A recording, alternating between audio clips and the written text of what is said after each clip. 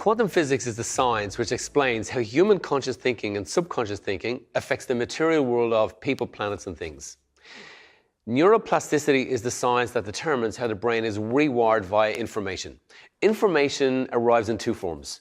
We have internal and external information. External information is a byproduct of the beliefs of people who raised you when your brain was most susceptible to outside influences. Internal information is the tapestry of your beliefs. Nurtured beliefs are the beliefs of the people who raised you when your brain was most susceptible to information. Internal nurtured beliefs are the beliefs of the people who raised you, who repeated to you their beliefs so many times over such a long time that your mind then captured that information. The moment your mind embraced that information is literally the moment you've lost your mind to another mind. Now, the mind operates in energy and the brain operates in frequency. Frequencies are also known as vectors in linear space. Frequencies are communal. And that means that frequencies can communicate, associate, and are influenced by each other.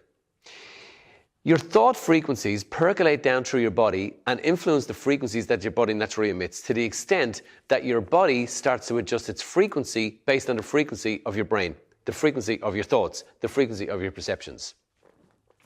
Over time then, the brain then starts to percolate and bleed its frequencies down into the body, and the body captures those frequencies. Now, our systems and organs and cells all vibrate at a frequency unique to the frequency in that system or organ. Thought frequencies affect these frequencies. Our cells then adjust the frequencies over time to the frequency of the brain and the frequency of the mind. The moment the cells adjust their frequencies to the frequency of the brain is the moment that they memorize this, and this is called cellular memory. So all of a sudden now, the body is vibrating at a frequency based on our perceptions, which is based on our beliefs, which is a derivative of the thoughts and the beliefs of the people who raised us, and literally now our body starts to vibrate at that frequency. So the science of biology shows us that stress thoughts produce stress chemicals. Illness is a result of unbalanced vibrations flowing through the body.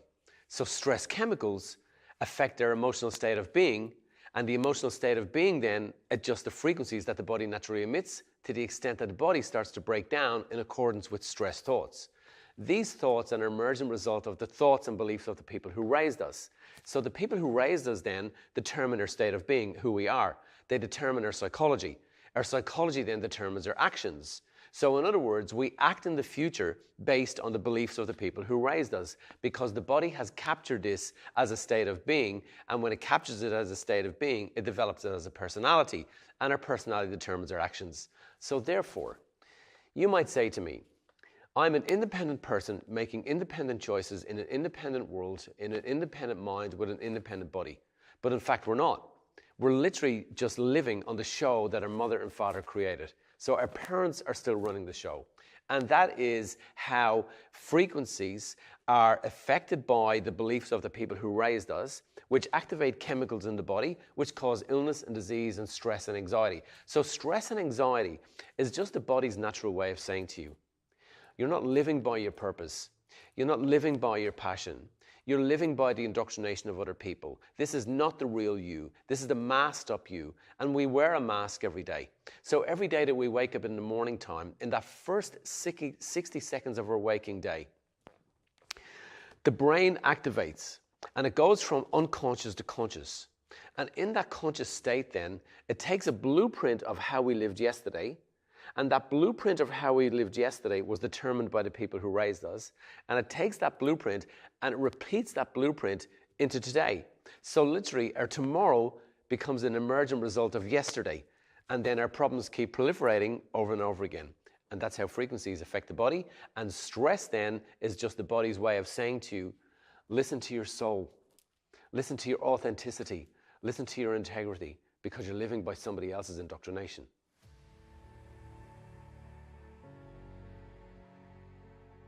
So let's go in there for a moment. You have one brain which houses two conscious minds spanning two brain hemispheres known as the left and right hemispheres. These hemispheres have individual personalities. These hemispheres have different ways of seeing and experiencing the world outside of you. In fact, they are two different people thinking two different things, all housed inside one brain. Your left brain is very good at words and conceptualizing. This is the way it understands the world outside of you. This is the conscious ego thinking brain. This brain thinks in linear form, progressing from one stage in the past to a future stage in the future, past the present moment on its way to tomorrow. In other words, this brain builds the future based on the past. So in essence then, this ego brain, this left brain thinks that it's you and convinces you with the story and continues with that story until one day it convinces you that it is you and you are it. And the moment that you believe that it is you and you are it is the moment that you are disconnected from opportunities. It's the moment that you're caught up in your old blueprint. The right brain, on the other hand, thinks in images. In fact, if you show an image to the right brain, it will declare that it didn't see anything. But this right brain is the brain of new opportunities. It's the creative brain, the dreaming brain, the big picture thinking brain. It is all involved in the present moment right now and the future. Its job and its function is to build your future. And this brain conflicts with the left brain. So the right brain's job is that dreaming thinking brain. It is the brain that we want to step into. It is the area and creates the reality within our brain that houses the new opportunities, that houses that new dream. It's the brain that takes your dream and turns it into reality.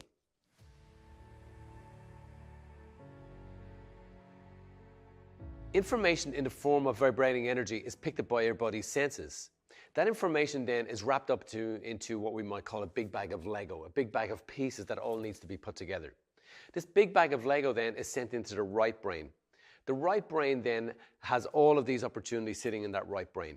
That information then is sent into the left brain. The left brain then takes all of this information and puts it together into a shape, into a form that you would call order. It is this order that you call your life. So the left brain then determines your life. So the right brain is the brain of opportunity, and the left brain is the brain known as the brain of certainty. Certainty means that the left brain does not want to wander into something that it doesn't know. It only loves to live in the area that it knows. So in other words, this left brain is the brain that shuts down our dreams and our opportunities. So the right brain is the brain of future and opportunity, and the left brain is the brain of past and certainty. Now, what that means is this. We have two brains, and these two brains are at war with each other. And because of this war, you are stuck in your life.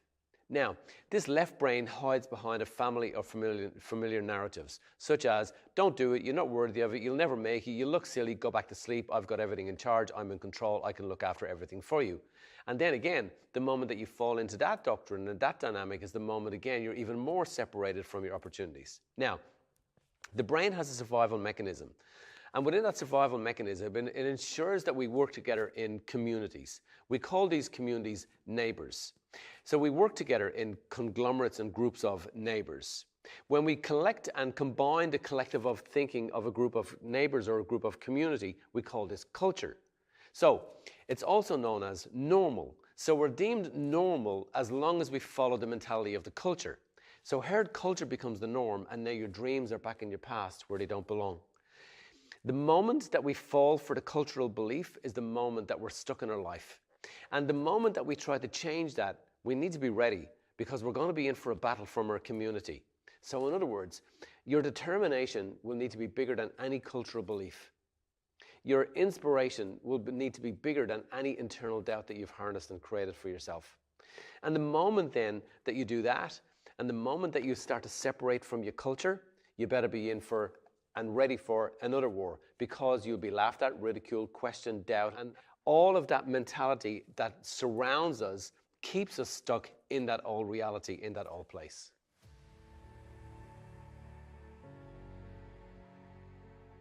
Well, the left brain is using a blueprint to put all of these pieces, to take this Lego set and put all of these pieces together so that it can determine how you live, how you love, and who you should be.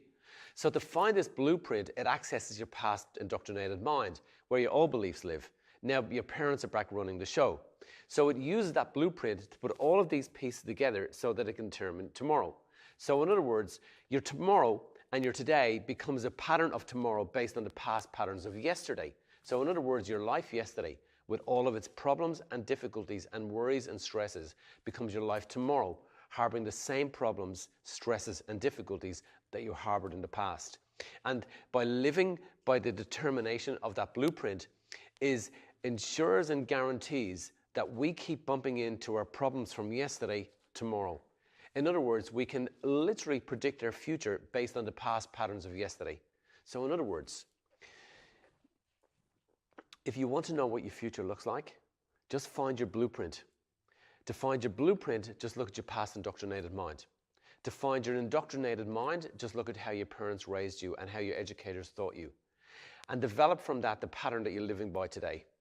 And the moment then that you can determine that by living by that pattern today, you're going to continue to live by that pattern tomorrow, is the moment then that you will know that your tomorrow is just going to be a reflection of yesterday. In other words, nothing changes and nothing alters.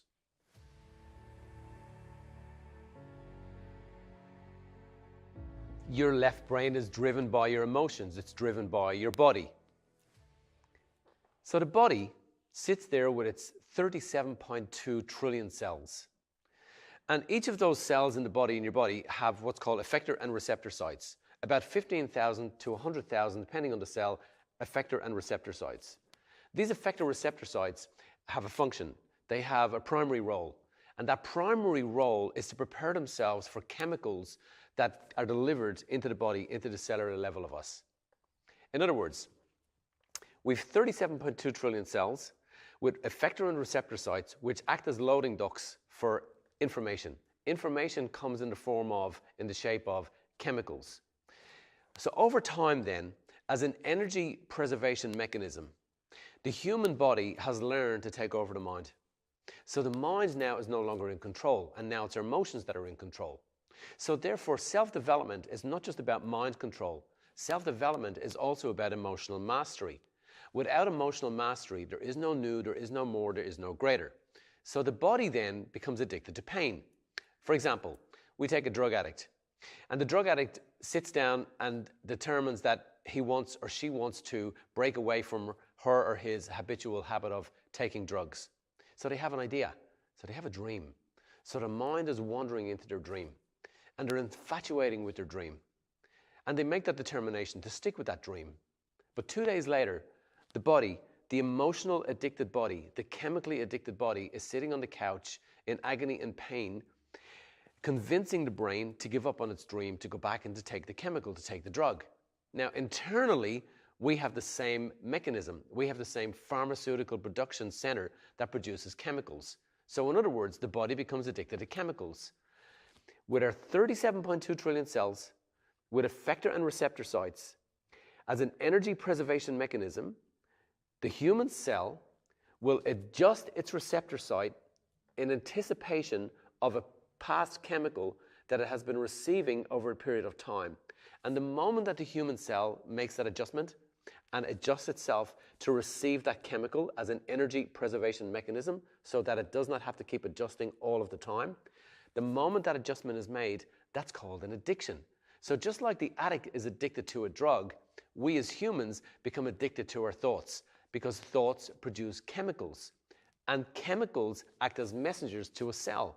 So in other words, the drug addict being addicted to the chemical makes a determination to leave that, just like you and I sit one day and make a determination that we want to be more abundant, or we want to find a relationship of our dreams, or whatever that might be for you. And in doing that, the body is on a completely different trajectory, because the body in that moment has a communication pathway to the brain and says to the brain, hey, you've got this new idea, but down here, I'm chemically and emotionally addicted to my regret, my self-doubt, my judgment, my self-judgment, my anger, my regret, my difficulty, my guilt, my shame. And the moment that the brain tries to break free from that is the moment that the body kicks into gear and takes over the show, and now the emotions are driving the show. So the body is able to convince the brain to stop doing the new things that it does, because the new things that it does means that it's going to live in the absence of the chemical that it has become addicted to.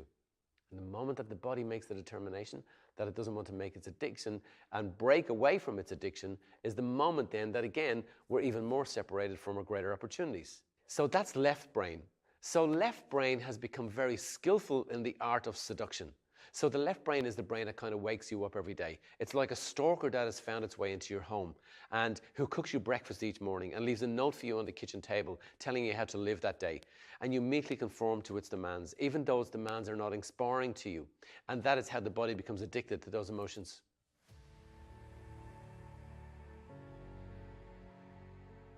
So to answer that question, we have to understand how this left brain functions. So your left brain is not designed so that you can drive a Maserati, live in the Caribbean, and have your dinner cooked by a housemaid. These are human constructs and concepts which we chase in the hope of finding happiness. This is your survival mechanism at work. This is your survival brain at work.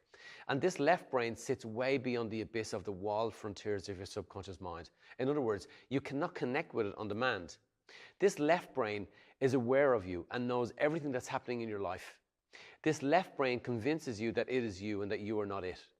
This left brain convinces you that you must live by its indoctrination. And this left brain lives behind a family of familiar narratives that you've been falling for all your life, such as you're not worthy enough, you're not good enough, you'll never make it, go back to sleep, as we mentioned earlier. This left brain knows that if you find it, you will want to retire to the far outer regions of your mind where it can no longer control you. And for that reason, it hides behind your self-doubt. This is the brain that tells you that you are not capable. This is the brain that tells you that you are not worthy. This is the brain that tells you that you cannot achieve. And in a survival state of being, this brain has strength beyond the strength of the human body. And in doing that, the human body then, from an emotional perspective, has strength greater than the thinking brain. To dream then, we need to break the addiction that the body has embraced to past chemical experiences of pain and difficulty. We have to break our addiction to allowing the body to control our dream and to control our mind. So to dream then means that all we have to do is to trick the body. And we can trick the body. And we can trick the body to believing that the future reality that we wish to create emotionally in the body has already been created, and that dream and vision of our future that we wish to step into is present right now emotionally in the body at this present time. In other words, if we have become addicted to emotions of the past, which we have, if those emotions are the blueprint that design tomorrow, which they do, and if that design is the design of yesterday, which it is, and if the body has become addicted to that emotionally, which it has done, well then, doesn't that beg the question? If our indoctrinators have taught us how to train our body to live in the current life and convince the body that this is a good state of being, a good place to be, surely then, if we replace that indoctrination, which is old information, and we replace that indoctrination with new information, doesn't it mean then in that moment that we'll start to produce new chemicals? And this is how the meditation started to work. And most people missed the golden nugget in meditation. They missed the power of their human mind. And the power of the human mind determines that we can feed our old brain new information. And that new information, with the repetitiveness of that new information over time, will literally rewire the brain. And when we rewire our brain, we produce new chemicals. And when we produce new chemicals, those chemicals do what chemicals do. And they influence the body, and they bleed down into our body. And as they bleed down into our body, and we do that every single day, and we act beyond our doubt, beyond our criticism, beyond our cultural beliefs, over a period of time, the body then will become emotionally addicted to that new chemical. And all of a sudden then the old chemical of regret, failure, I can't do, I'm not good enough, I mustn't, I'm not able to do this, whatever that might be, is replaced in that instant. And in that instant is the moment that people tell us that they come out of the meditation and they have the OMG moment. And in that OMG moment, they tell us, I feel different, I feel better. I can literally see the future reality, and I can feel that future reality in my viscera, in my gut, in my stomach.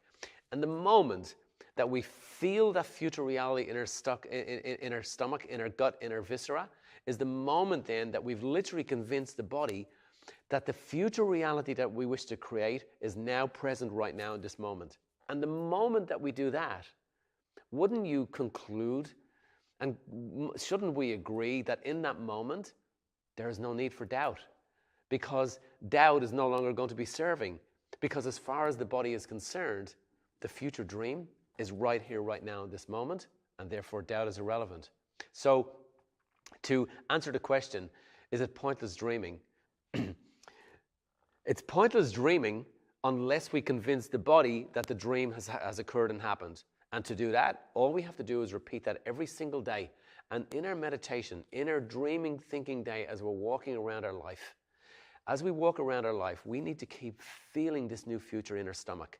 And the moment that that happens is the moment that change has affected itself into your life, and then your dream becomes your reality. So in other words, literally, you can make the unbelievable real by believing it in your body.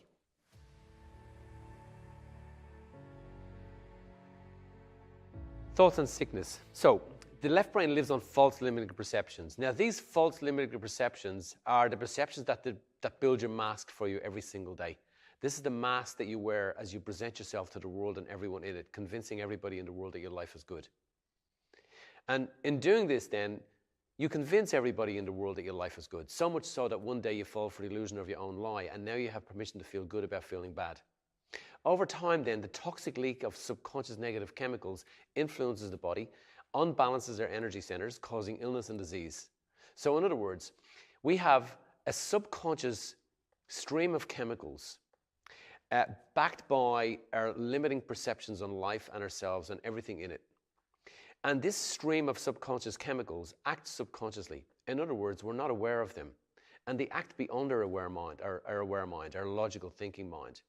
And we think that the logical thinking mind is in charge and in control, but the logical thinking mind can only absorb and act on 60,000 bits of information per second, but the brain is acknowledging and absorbing over 4 million bits of information per second, all based on information, all producing chemicals. So in other words, humans subconsciously make ourselves sick. Now, therefore, if a constant stream of subconscious toxic chemicals can downgrade a human body, creating illness and disease, anxiety and depression, arthritis, MS in a human body, based on subconscious thinking, well then another question is begged. And that other question says this: if we change our thinking and we change our emotional expression, can we reverse engineer the process that created our illness and disease in the first place? And the answer is an unequivocal yes. Humans can think ourselves well. And that is what we call SRD, spontaneous remission from disease. And the key is to change your mind and to change your body. And dreams alone and thoughts alone don't get us there. We have to become masters of our own emotions. And the moment that you master your emotions is the moment that you have full, unequivocal, unquestionable control of your entire future. And then you're back in the driver's seat. And that's how the body and mind works.